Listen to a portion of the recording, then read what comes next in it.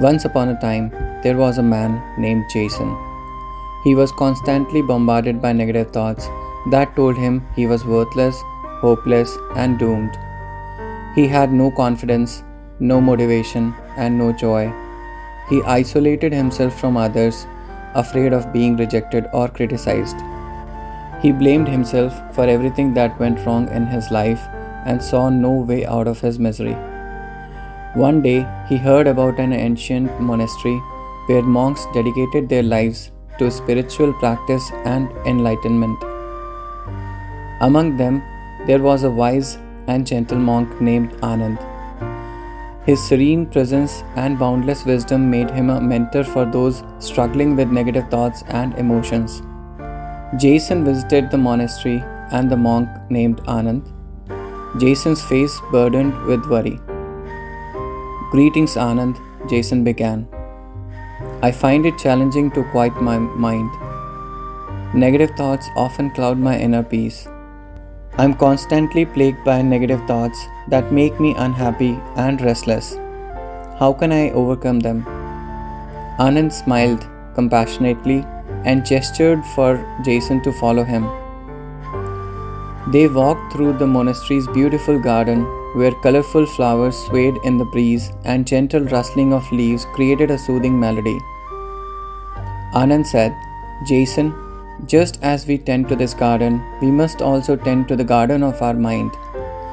Negative thoughts are like weeds that can overrun the garden if left unchecked." They arrived at the tranquil corner of the garden where a small pool of water reflected the serene surroundings. Anand picked up a pebble and dropped it into the pool, causing ripples to spread across the surface. "Observe the water," Anand said. "The ripples are like your negative thoughts. They disturb the clarity of the water just as negative thoughts disrupt the tranquility of your mind."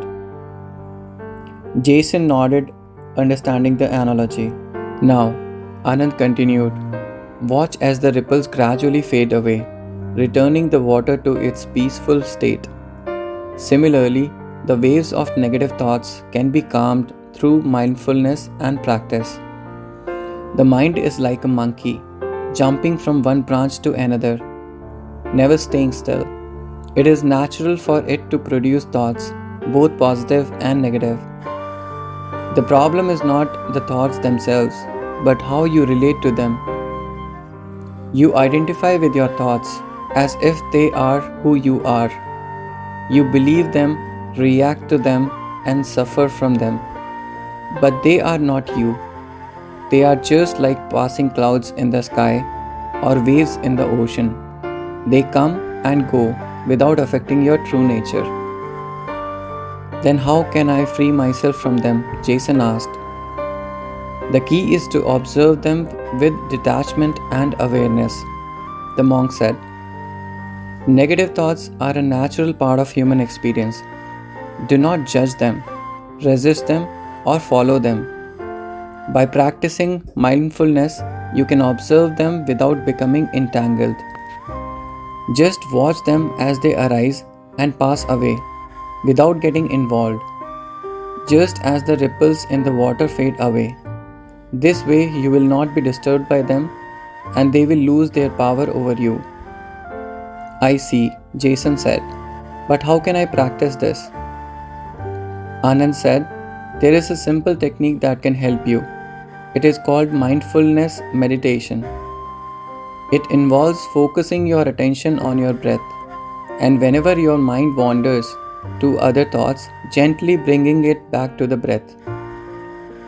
As thoughts arise, visualize them as flowers that bloom in the garden. Acknowledge their presence without judgment. Just as a gardener tends to the flowers, you have the power to choose which thoughts to nurture and which to let go. This will train your mind to be more calm and clear, and you will be more aware of the present moment." "Thank you, Anand," Jason said. "I will try it." Anand nodded and said, "Go ahead, but remember, this is not a quick fix. It takes time and patience to develop this skill." Do not expect immediate results or perfection. Just do your best and be kind to yourself. Jason left the monastery and started practicing mindfulness. With time, he felt a sense of peace and freedom that he had never felt before. He realized that he was not his thoughts, but something deeper and more stable. He was the mountain that stood firm amid the changing weather. He was the sky that embraced all things without discrimination. He was the breath that connected him with life.